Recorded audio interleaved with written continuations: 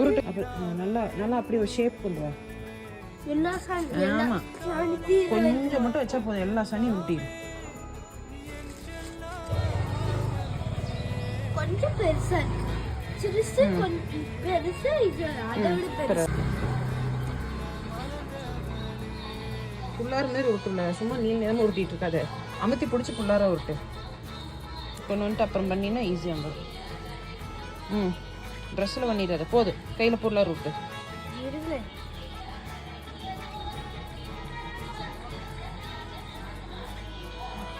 Super super, இந்த புள்ளார தான் புள்ளார மாதிரி இருக்குது.